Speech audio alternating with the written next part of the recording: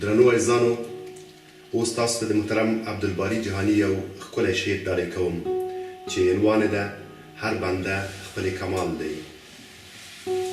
یو ګیدړ و یو زمری سره یاران و چې په ښکار به وتل یو ځای به روان و.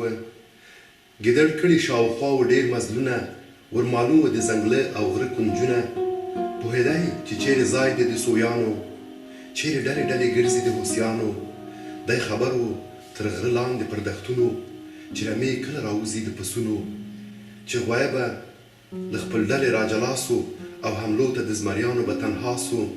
د زمري په لور ګیدړ به په ځغاستا سو چې راځه بخت بیدار دی غوی ستاسو. له اوله تر اخره یې دا کار و، تل ملګری له زمري سره په ښکار و.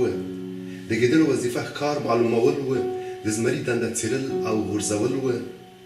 له زمري به غوښې تل پاتې کېدلې، د ګیدړ به لا څو ورځې بسېدلې. هم زمری او هم ګیدړ دواړه راضي وه، په ویشلو کې بېغمه له قاضي وه. بل زمري دومره ښکار کله سو کولی، بل هوښیار ګیدړ چا کله سو موندلی چې به هره ورځ په ښکار کې ورسره وای، په هر ځای کې یې ورکړې مشوره وای. یو ورځ ګیدړ د ځان په ننداره سو، ځان کمزوری بې غیرته ورښکاره سو. چې زه تل یم ملګری د ښکارونو، همیش ګرځمه پر غرونو پر دښتونو. له زمري سره په ښکار کې یم ستړی، کله کله خو ستومان سم لکه مړی.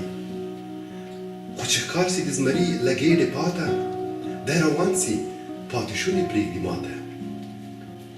پستې غوښې زمری وخوري نورې پرېږدي، که کلمې وي که دلبند ماته یې کېږدي. زه به څو تر څو له ده سره نوکر یم او په ویش کې له غلامه برابر یم. زه لرم پاخه فکرونه اوږدې داړې، ډېر سیالان مې له منګلو امان غواړي.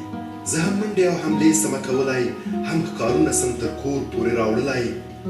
له سبا څخه زموږ لارې جلا کېږي، ما ته خپل ده ته به خپل نصیب رسېږي. زه په خپله ښکار کوم د ځان بادار یم، زه ګیدړ ته زمري سل چنده هوښیار یم. شپه سوه تېره خوب یې وکړ تر سهاره، شپه سوه تېره خوب یې وکړ تر سهاره.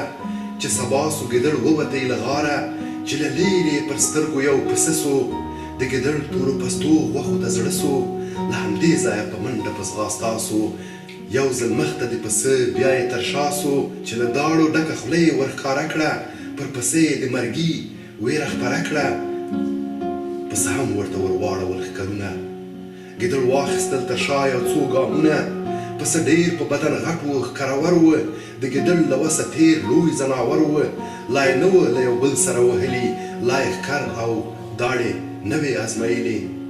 چې له لېرې یو ښکاري پر راښکاره سو، د ګیدړ او د پسه په ننداره سو. یو ښکاري و ورسره یې دوه تازیان و، د ګیدړ د ښایسته پوست په ارمان و. ګیدړی ستړی و، ګیدړ ستړی و له ځغاستې ولوېدلی، د هوسا تازیانو لاس ته ورغلی. په یوه دم کې پسه د ښکاري ښکار سو، او تازیانو ګیدړ ونیوی کرار سو. په سبا یې ښایسته پوست پر بازار سو، ښکاري نغدې کړې پیسې پر خپله لار سو. چې ګیدړ نه و قانع په خپله ګټه، چې ګیدړ نه و قانع په خپله ګټه، په اوله ورځ یې ګټه سوه سکروټه.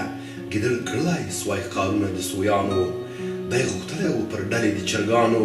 خو ښکارونه د پسونو د هوسیانو، دا قسمت و د پړانګانو د زمریانو. پیدا کړی خدای ګیدړ زمری زمری دی، پیدا کړی خدای ګیدړ زمری زمری دی. چې ګیدړ ځان ته زمری وایي تیری دی، له ازله دا تقسیم د ذوالجلال دی. هر بنده ته خدای بښلی خپل کمال.